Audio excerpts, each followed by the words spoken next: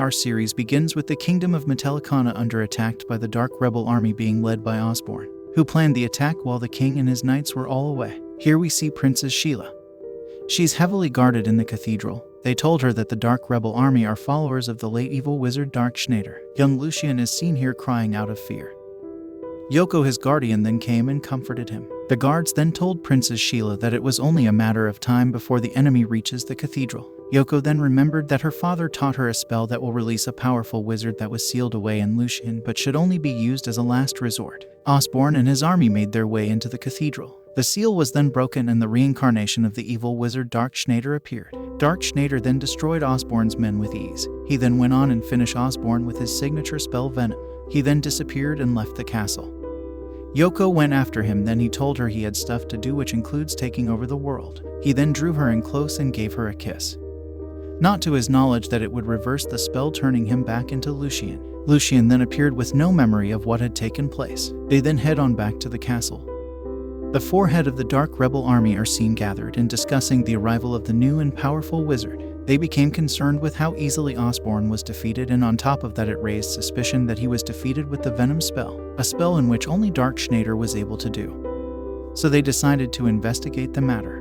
While Yoko and Lucian were having breakfast, loud noises and footsteps were heard outside. When they went out and checked, they saw a huge dark cloud coming towards the kingdom. Yoko's father, the great priest Nodo Soko, then showed up and told them it's caused by a bad omen and that they should follow him to the castle. At the castle, priest Nodo Soko warned the king that someone is trying to resurrect the demon god Anthrax and the first seal has been broken, causing the dark clouds. Meanwhile, the kingdom is being attacked by Kevidub and his Hydra in an effort to find the powerful wizard. The king and his men agreed that the only way to defeat Kevidub was to summon the great wizard again. Yoko broke the seal and Dark Schneider then awoke again. He then refused to fight and told the ministers that he wanted everyone to bow down to him and that he wanted the priest's head on a platter for sealing him in a child. He then used his lightning spell to attack the priest, but he deflected it with a divine shield in which dark magic has no effect on. Schneider then summoned the golem that have been sealed under the castle, stating that the shield won't be able to block the golem's kick that weighs 1,000,000 tons. But before he could attack, Kevidub broke through the castle walls with his Hydra. He then declared to be a great and powerful wizard whom is a disciple of Kall-Su. Schneider demanded him to come down and fight him so he can show him a force to be reckoned with. Kevidub attacked with his Hydra, but it was no match for the golem that defeated it with little effort. Schneider then punched Kevidub in the face, sending him flying across the room and finished him off with Venom.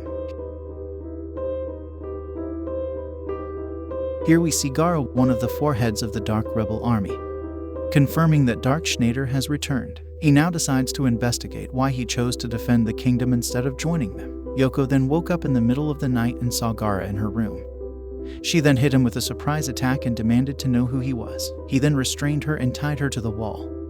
The priest and his men broke into the room. Gara then summoned a wyvern and flew off before they could do anything. Gara then told the priest that if he wants his daughter back, he should bring him Dark Schneider. Priest Nodo Soko then brought the matter to the king, but he thought there was no way possible to break the seal without Yoko. Princess Sheila then volunteered. They then proceeded with the spell. Priest Nodo Soko then asked him to rescue Yoko, but he refused. He stated that he couldn't care less what happened to her, and without her there won't be anyone there to boss him around. Princess Sheila slapped him, saying how disappointed she was and how he was still an evil man.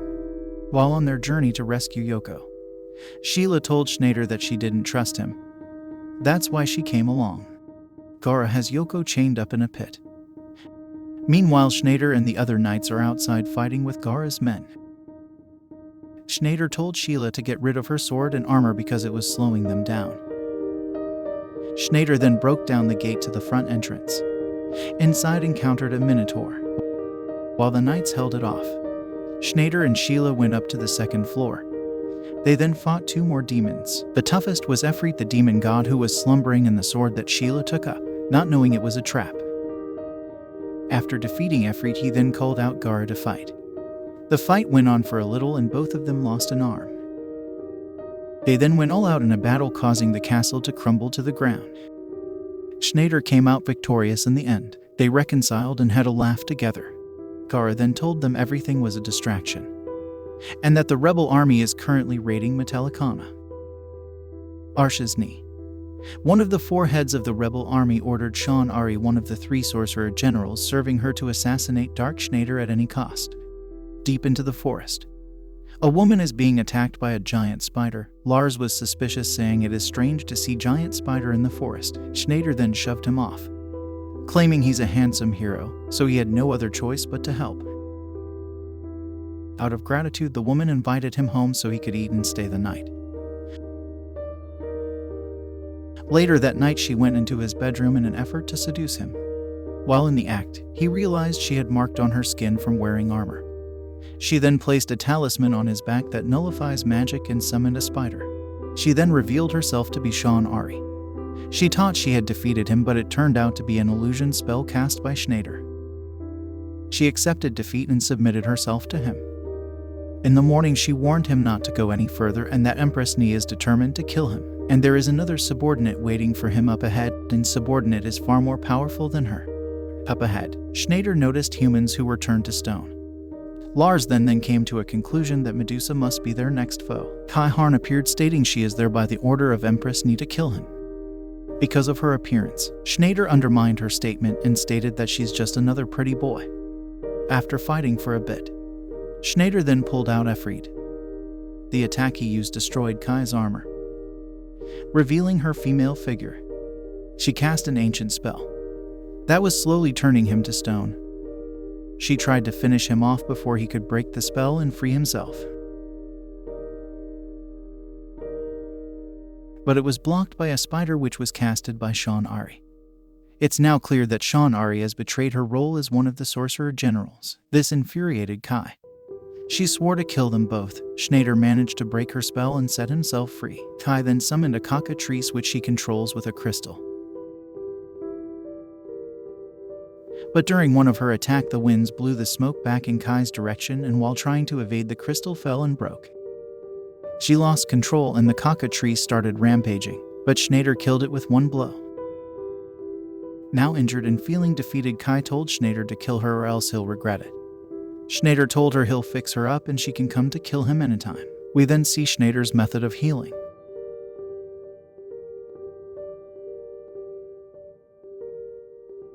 Before parting way, she warned him that his next opponent is the strongest of the three, moreover he's immortal. While on their journey, Schneider then transformed back into Lucien after being in the form for too long. Lucien, oblivious of what took place, started calling for Yoko. Unknowing to him, Yoko gathered a search party and was also out searching for him. He then found Yoko taking a bath in a river. Out of joy, Yoko ran over and embraced him despite being completely naked. Here we see Diamond gathering virgins. Being a vampire, he stated that the blood of virgin maidens makes his power stronger each time he consumes it. We then see Yoko and the others being confronted by a werewolf. He's one of Diamond's subordinates who is out hunting virgins for him. But before he could get to Yoko, Schneider was able to control Lucien's body and defeated him in one blow, despite not being able to break the seal himself. Diamond watched from afar and noticed everything that took place, but he immediately approached them. Lucien then woke up from his sleep and was back in control of his body. Diamond captured them and brought them back to his hideout. At the hideout, Sean Ari and Kai was also there in handcuffs. Diamond then told them that after consuming their blood, he'll be more powerful than Kall-Su and Arshes Nei, and he'll use his powers to take over the world for himself. Kai and Sean both broke free, but their attacks weren't powerful enough to defeat him. He then got a hold in Kai and bit her. He then chased after Sean, but Yoko intervened and kicked him in the face. Out of rage, he then returned and kicked her across the room. After seeing this, Schneider got angry and managed to break the seal on his own. They then both fought for a while. Schneider's attacks failed to kill him because of his immortality. So Schneider then breaks the wall, allowing the sun to enter. Diamond then burns to ashes. He then rose again as a bat, but Schneider knocks him to the ground and ripped off a piece of his wing. He used it to cast a spell. If Diamond disobeys Schneider, the spell will turn him into a toad. As the three remaining head of the rebel army meet, Abigail brought up the matter to Arshes that her three sorcerer generals has formed alliance with Schneider, and because of her past relationship with Schneider, he used the accused spell to be sure of her loyalty. The only way to break the spell is to use the blood from Schneider's heart, but if she fails and submit to his side, she'll be turned into a toad. The next day, Schneider and Yoko set off for Metallicana castle. At the castle, Gara and his ninja army are already there assisting against the army that was sent by Arshes. In that moment, Arshes' Nei arrives at the scene on her griffin. A battle between her and Gara went on, and in the end she had him cornered. But before she could land the finishing blow, Schneider appeared and stopped her from a distance. He then snuck up and embraced her from behind and went on to do what he does best with every woman. But before she fell for him completely, she remembered the spell that was cast on her. She then shoved him off and went on her griffin before flying off. She then told him she'll rebuild her army and then return the destroy Metallicana, and he will meet his death. Later that day, Priest Nodo Soko and Princess Sheila visited the royal prophet concerning the seal that Schneider broke on his own. She told them the seal is impossible to be broken by evil powers. So the fact Schneider managed to free himself simply means he has love in his heart and his intentions are all pure and good. But the orb then showed a dead Schneider with his heart ripped from his body. Sheila then rushed to Schneider and told him what she saw. He laughed it off, saying it's ridiculous, then started to have fun with her body. In that very moment, Arshes' Nei used her spell Megadeath and destroyed the castle. Schneider then borrowed a coin from Yoko and promising her he'll return it before heading on to battle. He then went on to confront Arshes. She summoned an orb that absorbs magic in an effort to switch the fight to a sword fight, something that she's highly skilled in, especially with her legendary lightning sword Reincarnation. Efreet then arrives and challenges Reincarnation. He then sacrificed himself by pulling Reincarnation in the orb and destroying it in the process. Schneider and Arshes clash head-on, going all out again with their magic. During their all-out attack, Lucian appeared in Schneider's subconsciousness, making him aware of the accused spell that was cast on her, stating Arshes doesn't actually want to kill him, but she prefers to die by his hands instead of getting consumed by the curse. After realizing this, he cancelled his spell, approached her, then ripped his own heart out.